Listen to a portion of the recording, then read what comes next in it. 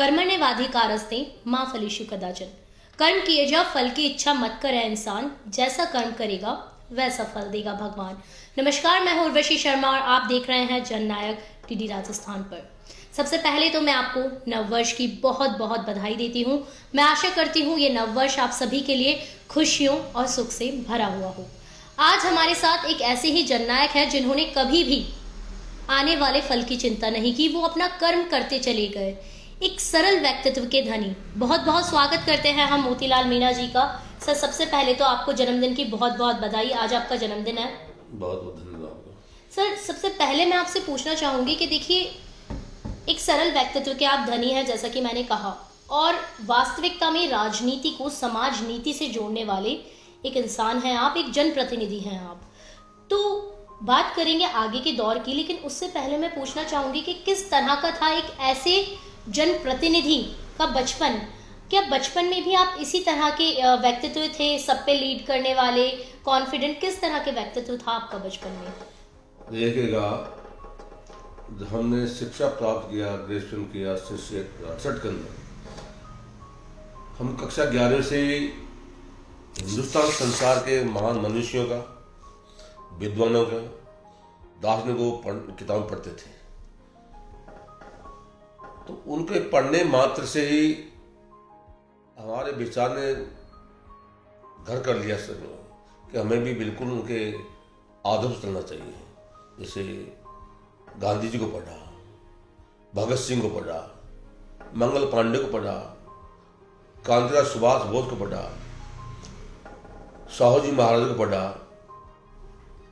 जितने भी संसार के महान व्यक्तित्व थे, सब अधिकतर पढ़ने को मौका मिला। विचारधारा बढ़ती गई कि हमें भी कुछ करना चाहिए। वो भी इंसान थे, हम इंसान हैं। तो उनके पढ़ने मात्र से ही हमें ये सारी परमात्मा ने ऐसा बनाया। लेकिन मैं यहाँ पर आपसे पूछना चाहूंगी कि बचपन आपका कैसा बीता, कहाँ बीता, किस तरह के थे आप, कहाँ से स्कूलिंग हुई, कहाँ से कॉलेज हुआ? बचपन हमारा प्राइमरी तो गांव में शुरू हुआ है। मंदिर में पहले स्कूल गांव में नहीं था। अच्छा। जो भगवान के मंदिर होते हैं, मूर्ति, जहाँ भगवान कृष्ण का हो, राम का हो, वहाँ हमारे गुरुजन पढ़ाते थे। उस जमाने में महीने का 1 किलो आटा, अच्छा, पाव घी, पाव दाल, वो गुरुजी को देते थे। अच्छा, यही फीस थी। अच्छा, यही फीस थी। तो हम लगातार 3 साल तक पढ़े। 3 साल पढ़ने के बाद में सीधा ग्राम सुरवाड़ा में को कक्षा 5 में भर्ती करा गया। अच्छा। केवल 3 साल की पढ़ाई के बाद जी। पैदल जाते थे 3 किलोमीटर। कोई कमीज का बटन टूट जाता था तो हमारी माँ पुराने बटन ढूंढ लाती थी कि भाई इस बड़े भाई का कमीज का तोड़ो। तो कभी बटन काला, कभी पीला। कक्षा 8 तक एक बटन लाल, एक सफेद। स्कूल जाते, मास्टर साहब पूछते, मास्टर ये मोतीलाल जी ये क्या है? मोतीलाल। हाँ। गुरु जी बटन हमारे। मान लगा दिया, ठीक है, ठीक ठीक जी। शाम को उस वक्त गैस नहीं थी, चूल्हे, देश चूल्हे, लकड़ी के चूल्हे। आप समझते बाटी, वो बाफला बोलते हैं। हाँ। शाम को बना करके खूब घी में उसको डिब्बे में डाल देते। सुबह गुड़ और वो बाफला रास्ते में खाते थे। अच्छा। हाँ, ये वो जीवन बनाना क्या बहुत मस्त जीवन था। वो इतना मस्त जीवन था। सब जाते 15-20, अरे भाई बाटी खा लो, बाफला खा लो, गुड़ से खा लो। कि मैं तो नहीं लाया भाई, मेरे ले लो भाई। तू क्या लाया? चटनी लाया? ला दे मुझे दे दो भाई।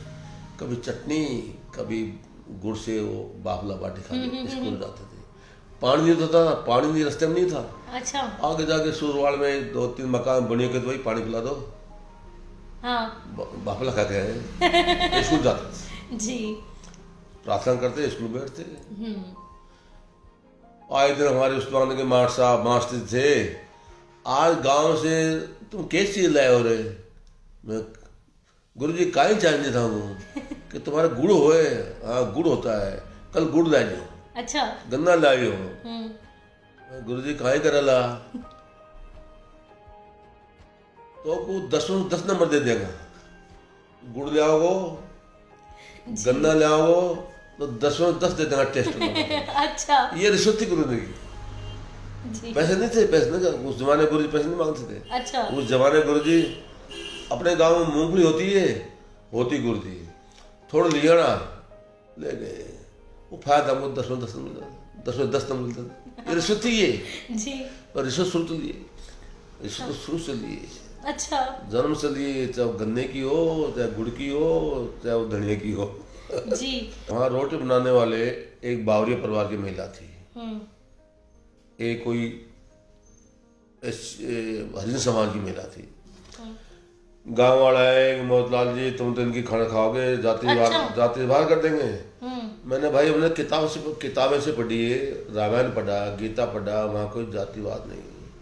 भगवान राम ने सबरी के बेर खाए, सबरी अछूत थी, आदिवासी थी, तो भाई ये तो सामने है, हमारे इसमें फर्क नहीं पड़ता। ये जब 9वीं क्लास से हम तो हमारी चलता रहा, फिर तो हमने काम चालू कर दिया, तमाम मीडिया आगे को हम भर्ती कराओ।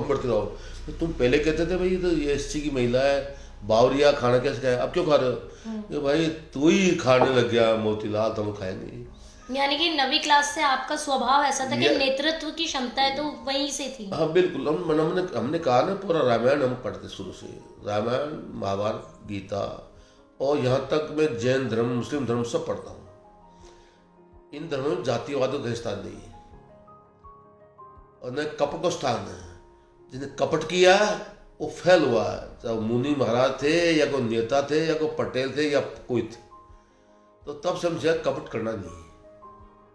राजनीति में जरूर सब चलता है, पर वो कोई सीमा तक होता है। इतना छल मत करो किसी को नुकसान हो। तो हमने 9वीं 10वीं से सीख लिया, 11वीं सीख लिया, बहुत जल्दी सीख गए। 11वीं के बाद हम आगे जयपुर आ गए। ठीक है। अब जयपुर में क्या था कि फॉर्म भर जाता कॉलेज का, पिता का नाम, खुद का नाम, ये सब लिखा जाता है, पिता का साइन होते हैं, संघ से हस्ताक्षर। हमने सोचा कहाँ जाएंगे गांव पिता बनाने के लिए। पिता को लेने जाएंगे, किराया नहीं, भाड़ा नहीं, गांव आए जाएंगे, टूटी बस में आएंगे, पिताजी गुस्से हो जाए। हाँ। तो हमने उसमें साइन कर दिया पिताजी के नाम मोरपाल। पिताजी साइन करना जानते थे। अच्छा। मोरपाल कर दिया। वाह क्या बात है। कर दिया। पूछा कॉलेज में जो एडमिशन कर भर्ती होते हैं, प्रिंसिपल जगह कोई बैठता वहाँ, स्टाफ का एक क्लर्क बैठता है, साइन किसके हैं? मेरे पिताजी की साइन है। हाँ। जी। ठीक हो गया। फिर गांव गए, भर्ती होने के बाद पिताजी पूछा भर्ती हुआ है भाई? होया। तो मेरे बिना हो गए? बिल्कुल पिताजी, हमने आपके साइन कर दिए। अच्छा, आपने सच बता दिया? सच कर दिया। अच्छा बेटे ने सच बोल दिया। सच बोलना जिंदगी में।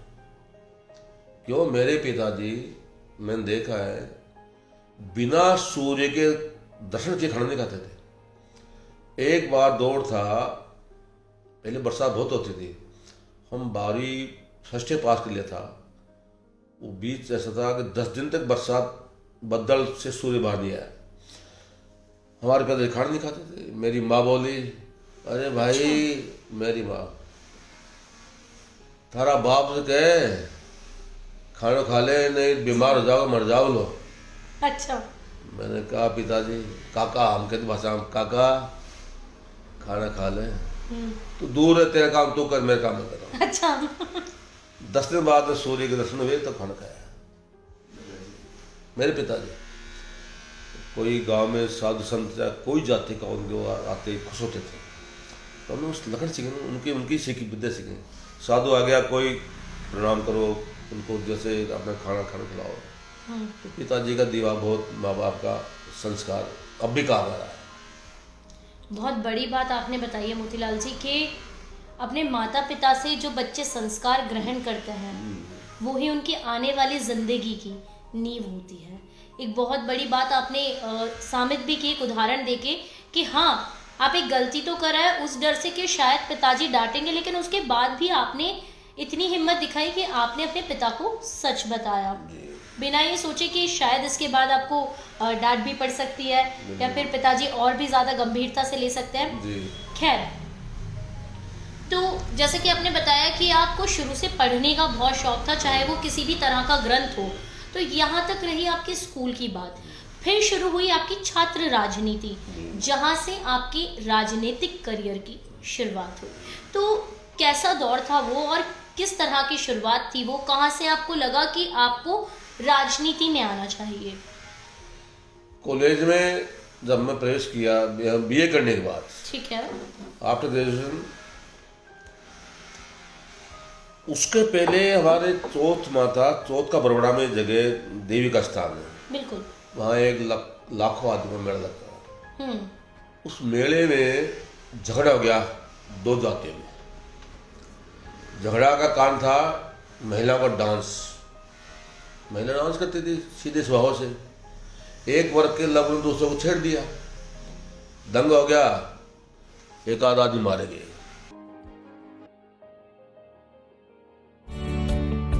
अब pink city Fincap private limited करेगी आपके सभी सपने साकार। हम देते हैं आपको मॉर्गेज लोन अथवा नए व पुराने कॉमर्शियल व नॉन कॉमर्शियल वाहनों पर तुरंत लोन, कम ब्याज दर, आसान किश्तें और कम कागजी कार्यवाही पर। आज ही संपर्क कीजिए 1800274667 टोल फ्री नंबर पर और पाइए फ्री एक्सपर्ट एडवाइस।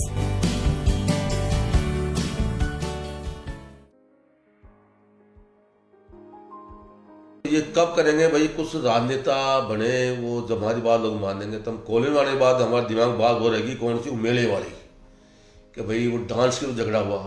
तो चुनाव आया कॉलेज का, ला कॉलेज का, तो हमने फॉर्म भर दिया वाइस प्रेसिडेंट का। अच्छा। उस जमाने में 750 विद्यार्थी थे ला कॉलेज, विधि कॉलेज जयपुर। मुश्किल से जाति के 6-7 हम विद्यार्थी थे। चुनाव हुआ, चुनाव जीते। जीतने के बाद में उस जमाने में क्या हमारे इंग्लिश की लेनी हुई थी। अच्छा। हाँ, एक कंपल्सरी होता है, अनिवार्य विषय था पास करना उसको। प्रेसिडेंट वाइस प्रेसिडेंट बन गए, चुनाव जीत गए, पर यूनिवर्सिटी से हमको निकाल दिया गया। अब दौर आता है कि हम वकील बनते, हाई कोर्ट जज बनते, लॉयर बनते, हमको निकाल दिया गया। हमने राय सलाह ली लोगों से, हमारे सीनियर लोगों से, क्या करना चाहिए कि भूख हड़ताल करना चाहिए। तो हमने भूख हड़ताल कर दिया वाइस चांसलर के बंगले के सामने। जी। वो 69 के पहले कोई भूख हड़ताल नहीं किसी ने विद्यार्थी, वो मेरी पहली भूख हड़ताल थी राजस्थान विश्वविद्यालय के प्रांगण में। अच्छा। राजस्थान विश्वविद्यालय प्रांगण में पहली भूख हड़ताल थी। पील भटनागर वाइस चांसलर थे। ठीक है। और आज का केएल समाज जीवित है, वो ये विज्ञान के प्रोफेसर थे, एक विषय रहे। भूख हड़ताल जबरदस्त हुई, चलता रहा। यूनिवर्सिटी का माहौल ऐसा हो गया कि भाई तो मोतीलाल जी मरेंगे। वाइस चांसलर घबरा गए। उस जमाने के एडीजी डीजी ने नेक्स्ट वाला उसको बुलाया गया। छुट्टला कैप्टन हमारे एमपी हुआ करते थे स्वाई माधव से, वो आए। उन्होंने कहा बेटे हमको झूठ सांस देख उठा दिया गया। हम तो समझ नहीं थे, चलो भाई आगे आपको मौका दे दिया जाएगा। यही कहा, जबकि मौका तो कम मिलेगा, हम जानते थे। बाद में पता लगा मौका कहाँ निकल गया मौका तो। अच्छा, मासूमियत का फायदा उठाया गया। हाँ। जी। और हमको जूस पिला के उठा देंगे। अच्छा। उठा गया तो ठीक है, हम लोग से वंचित रह गए। हिंदू ला मंडला पढ़ गए। हम पढ़ा जरूर से, मैंने पढ़ा है, हम ज्ञान तो पूरा हो गया हमको। आज हम पूरा ज्ञान है। 3-2 क्या होता है, 3-7 क्या होता है, 3-2-5 क्या होता है, 1-5 क्या होता है, सब ज्ञान हो गया, पर वो डिग्री नहीं मिल पाई। जी। चलता रहा। हमने समाज शौचालय कर दी, नुक्ता प्रथा बंद करो, तिया प्रथा बंद करो, दहेज बंद करो, बच्चा बच्ची पढ़ाओ लिखाओ, शिक्षा में ज्यादा ध्यान दो, क्या बात है। संघर्ष करो, आगे बढ़ो, त्याग की भावना रखी। हम हर जगह कहते थे जिसने त्याग किया उसी का नाम संसार हुआ है। हम उस पर उदाहरण देते थे किसका, भगत सिंह जी का। 21 साल की उम्र में कितना नाम कर दे गया। हम ये कहते थे कि भगत सिंह ऐसा क्यों किया। भगत सिंह से चंद्रशेखर आजाद ने मना किया था कि ऐसा बम मत फेंको। आजाद चंद्रशेखर कहते थे बम फेंको और भग जाओ, अंग्रेजों को मारो भग जाओ। भगत सिंह ने उन्होंने कहा मैं ऐसा नहीं करूंगा, मुझे बम फेंकना है और गिरफ्तार होना है। पूछा गया क्यों? जब मेरी फांसी होगी हिंदुस्तान का, देश का नौजवान देखेगा, जगेगा, आंसू नहीं क्रांति के आंसू हैं, तब ज्यादा जी। ये बात हम लोगों को बताते थे, जवानों को, छात्र छात्रा को। जी। लोगों ने मुझे स्वीकार किया, भाई ठीक है मोतला सही करे। जी। खेल कूद में आगे थे, यूनिवर्सिटी के हम कैप्टन रहे कबड्डी के। जी। जी। रेसलिंग कैप्टन, रेसलिंग की हमने। जी। जी। और एक बार की बात आपको ऐसी बताएं, जब सोशोलॉजी में ज्यादा छात्राएं होती है, हाँ। लोग कहते थे सोशोलॉजी में छात्राएं पर छात्र नहीं जाते हैं। अच्छा। मजाक करते थे हाँ। कि ये विषय तो छात्र का है। अच्छा। ज्यादा छात्राएं होती थी, कम छात्र होते थे, तो उनके खेल कूद होते थे खूब। कबड्डी का मुझे बनाया कैप्टन, फिर 85 आया, 85 आया। ठीक है। हम टिकट मांगने आए शेखावत जी के पास में। शेखावत जी भ्रष्ट से हमारे देश के व्यक्तित्व रहे। उन्होंने कहा मोतीलाल फार्म भर दियो रे तू। उन्होंने शेखावत टीम कहा तू फार्म भर दियो, भूल नहीं करियो। मैंने कहा टिकट तेरे पक्को है। अच्छा। फार्म भर दिया। फार्म भरने के बाद में टिकट मांगने आए। शेखा साहब बोले भाई मोती कहाँ ही करूँ। भावड़ा साहब ने कहा वे टिकट तो हंसराश्रम में दिया जाएगा। मैं जहो शेखा साहब की, मैंने जब जहो शेखा जी आपकी जहो। मैंने शेखा साहब मैं जीत के आऊँगा। हाँ ये तो मुझको पता है तू जीत का आओ। मैंने पता है उनकी भाषा, मैंने पता है तू जीत का आओ। मैं जीत का आया, उनसे मिला और उनके साथ रहा 90 के अंदर। उस बीच में क्या ये अपने चतुर्वेदी जी कोटा वाले प्रीति मिनिस्टर थे, पीडब्ल्यू मंत्री थे। तो हमारे स्वायमात में बनास पुलिया का वो होना था, उद्घाटन होना था। पुलिया बन चुका था, पुल ब्रिज बन चुका था। उस जमाने में डॉक्टर करोड़लाल जी सांसद थे कुछ महीने के लिए, 100 साल के लिए। मैं विधायक था। अच्छा। अब तत्कालीन राजनीतिक लोगों ने मुझे वहां मेरा नाम तक नहीं दिया। चीफ गेस्ट तो चतुर्वेदी जी, कोटा वाले चतुर्वेदी जी, और अध्यक्ष था डॉक्टर करोड़लाल जी मीना सिंह। मोतीलाल का नाम नहीं। हमने सोचा कि मोतीलाल हमारी बहन बेटियों ने माथे पे ताज रख करके, माथे पे चूने भाटा रख करके पुलिया का निर्माण करवाया। पानी का बर्तन लाती थी, नीचे रेत रखती थी, माथे पे पत्थर रखती थी। उस एरिया में हमारी बहू बेटी ने इसका निर्माण करवाया मजदूरी करके, और वहां से विधायक हूँ, मेरा नाम तक नहीं है। सही बात है। तो मैंने ऐलान कर दिया कि उद्घाटन मोतीलाल मीणा करेगा। अच्छा। अनाउंस कर दिया माइक के द्वारा।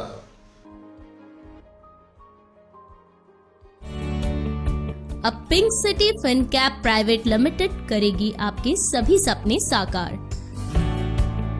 हम देते हैं आपको मॉर्गेज लोन अथवा नए व पुराने कॉमर्शियल व नॉन कॉमर्शियल वाहनों पर तुरंत लोन, कम ब्याज दर, आसान किश्तें और कम कागजी कार्यवाही पर।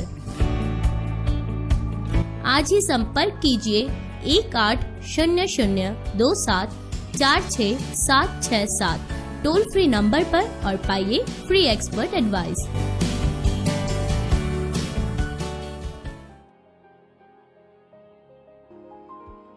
तो मोतीलाल जी, ये तो रही आपकी राजनीतिक करियर की बात, लेकिन आपने बताया कि आपने बहुत से आंदोलन किए, बहुत सारे सामाजिक कार्यों में आप रहे, तो ये समझ में आता है कि आपका जो रूटीन है वो काफ़ी व्यस्त रहा होगा। सालों साल का संघर्ष था, क्योंकि ये एक दिन का संघर्ष नहीं था। तो फिर आप परिवार को कैसे समय देते थे? आपने बताया कि आपके 5 बच्चे थे, तो फिर क्या योगदान रहा आपकी जीवन संगिनी का, आपके परिवार का आपके जीवन में? बच्चों को तो बिल्कुल पहले हम ये कहते थे कि हमारा जीवन अलग है, तुम पढ़ाई टाइम पढ़ाई करो। हम गार्डन से कहते हैं कि बच्चों को संभाला करो। हमने बच्चों को संभाला टाइम टाइम पे। लेकिन क्या आपके पास समय होता था इतना? समय निकाला जाता है, समय होता नहीं, समय निकाला जाता है। क्या बात है। अभी अभी समय की जब बात मैं कहूँ बीच में कहूँगा, अभी आचार्य महाशरण जी जो देश के राष्ट्र संत है, जिसको राष्ट्रपति प्रधानमंत्री दंडो प्रणाम करते हैं, वो तारीख 11 से हमारे स्वाय माधव प्रेस हुआ है जवाना चोड़ गांव से। जवाना चोड़ से तारीख 11 से हम उनके साथ पैदल यात्रा में है, तो समय निकालना पड़ता है। क्या बात है। बीच में 20 तारीख को हमारे गुरु बाबा जसराम की पुण्यतिथि, उसको मैंने एक दिन माफी मांग के निवाई एरिया से हम गए थे आचार्य से माफी मांग के, जो साथ हो रहे, तो समय निकालना पड़ता है। वो कहते हैं समय नहीं है, मैं उसको ठीक आदमी मानता हूँ। आज समय नहीं है, आज बार गलत है, आज छींक दिया, ये बिल्ली निकल गई, ये अज्ञानता है। सही बात। अज्ञानता है। ये छींक देना, छींक देना, ये बिल्ली क्रॉस कर रही, ये अज्ञानता है। मैं इसको नहीं मानता हूँ। मेरे लिए तमाम बार सोम से लेकर दिन संडे सब बढ़िया बार है जी। हर दिन मेरे बढ़िया है। स्वयं बुरा हूँ, हर दम बढ़िया, सर आदमी मेरे से आगे हैं, सबको प्रणाम करता हूँ जी। भिखारी हो चाहे राजा हो, सब प्रणाम करता हूँ जी। तो इतना तो मुझे आपसे बात करके समझ में आ गया कि आप जो है बहुत स्पष्ट शर्तों पे अपने जीवन को जीते हैं। मतलब जीवन जीने की कुछ अनुशासन होते हैं, वो आप शुरू से अपने जीवन में उतारते आए हैं।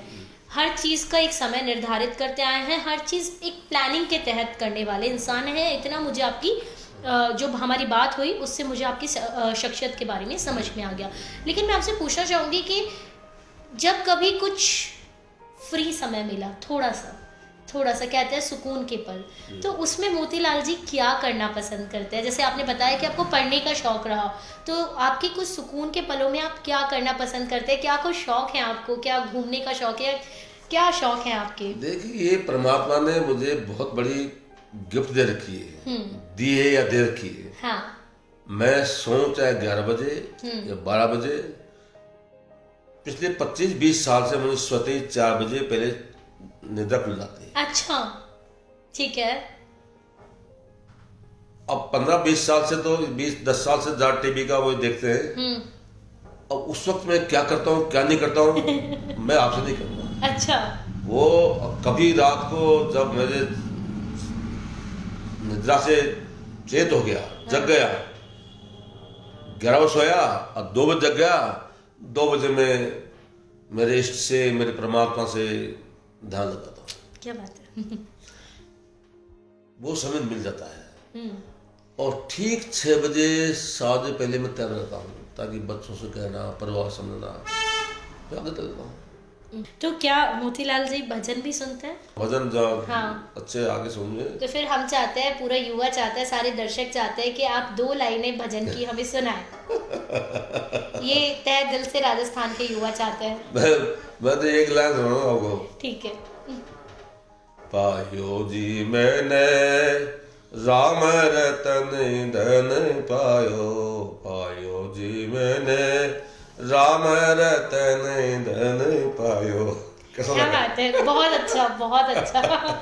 आप ही के व्यक्तित्व की तरह सरल और सुंदर। तो जो युवा हमें देख रहे हैं, अंत में मैं आपसे पूछना चाहूंगी कि क्या संदेश आज के युवा को आप देना चाहेंगे जो राजनीति में आना चाहते हैं? आज के युवाओं से जहां जहां मुझे मौका मिलता है, निर्देश तो हम नहीं करते हैं, सुझाव देना मेरा फर्ज बनता है। सफल जीवन के लिए, सफल व्यक्तित्व के लिए संघर्ष जिंदगी मस्त है, पर संघर्ष ऐसा मत करो कि जीवन फेल हो जाए। उसके पहले पढ़िए, विवेकानंद को पढ़िए आप, विवेकानंद के बाद अम्बेडकर को पढ़िए आप, भगत सिंह को पढ़िए आप। इनको पढ़ो और नहीं समझा हमसे पूछो। तो जवानों से यही कहते हैं, आगे बढ़ने के लिए, देश का नाम रोशन करने के लिए, खुद का परिवार, समाज, देश, जातिवाद से दूर हो, किसी धर्म की बुराई मत करो, किसी व्यक्ति की बुराई मत करो, बुराई स्वयं से रखो, अपने कंपटीशन अपने आप से करो, कंपटीशन खुद से करो, खुद के मालिक खुद बनो, खुद का मालिक खुद बनो। जी खुद की तुम मालिक नहीं हो, खुद के पैरों में सके नहीं हो, हाथों में हाथ क्या कर रहा है, हाथ को क्या करना चाहिए, हाथ को अच्छे का हाथ जोड़े राम राम करना चाहिए। हाथ से लोग करे पत्थर फेंक रहे, भाई तू हाथ से तक पत्थर क्यों फेंकता है, फूल चढ़ रहा है। जी तो हम ये निवेदन के साथ युवाओं को यही जागृत कर रहे हैं कि आगे बढ़ने के लिए टाइम पे सोना, टाइम पे उठना। जी मेरे पिताजी ने बचपन में हमें बड़े कठोर अनुशासन में रखा, लेकिन जितना अनुशासन में रखा उससे कई लाख गुना ज़्यादा इतना प्यार, इतना स्नेह अपने बच्चों को दिया। एक एक महीने में गांव आया करते थे, लेकिन आने के बाद मुझे आज भी याद है, हम छोटे थे, सरकारी स्कूल में 3rd क्लास में पढ़ता था, तो मुझे लेकर जाते थे और हमारे वो पहले कुएं थे, तो वहाँ जाकर के हमारे कपड़े धोना और नहलाना। तो वो कई चीज़ें ऐसी है जो आज भी दिमाग में है। पहले एक बार बचपन की बात है, नहर पे नहाने चले गए, मेरे ताऊ जी के लड़के और मेरे बड़े भैया थे। जब उनको पता लगा पापा आ गए, तो पापा के डर से हमारे कुएं पे गन्ने के खेत थे, वहाँ जाकर छिप गए। मुझे वो पल आज भी याद है। मुझे पूछा कहाँ है वो लोग, मैंने कहा अंदर है, तो उनको अंदर से निकाला और उनकी पिटाई की और उनको कहा कि आज के बाद कभी नहाने नहीं जाओगे। ठीक उसी प्रकार मैं 4थी क्लास में पढ़ रहा था, मेरे एक बार फोड़ा हो गया पैर में, तो मुझे साइकिल में बिठा करके और अपने एक आदर्श नगर बी में एक डॉक्टर वहाँ ले गए, वहाँ जाकर के मेरा ऑपरेट करवाया।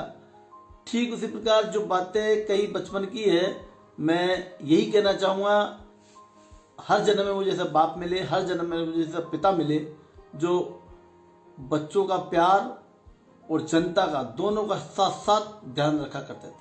Dadu, we love you! Dadu, we love you! Motilal जी, आपका बहुत बहुत धन्यवाद। आज आपसे बहुत कुछ सीखने को मिला। सबसे ज़्यादा इम्पोर्टेंट जो सीखने को मिला कि एक लंबे संघर्ष के बाद किस तरह से सफलता हासिल की जाती है। वो कहते हैं ना, नन्ही चींटी दीवारों पर जब दाना लेकर चलती है, चढ़ती दीवारों पर 100 बार फिसलती है। आखिर उसकी मेहनत बेकार नहीं होती और कोशिश करने वालों की कभी हार नहीं होती। मैं फिर से आपको जन्मदिन की हार्दिक बधाई देना चाहूँगी और आप सभी को नववर्ष की हार्दिक शुभकामनाएं। मैं हूँ उर्वशी शर्मा, आज हम थे मोतीलाल मीणा जी के साथ। देखते रहिए जननायक डीडी राजस्थान पर।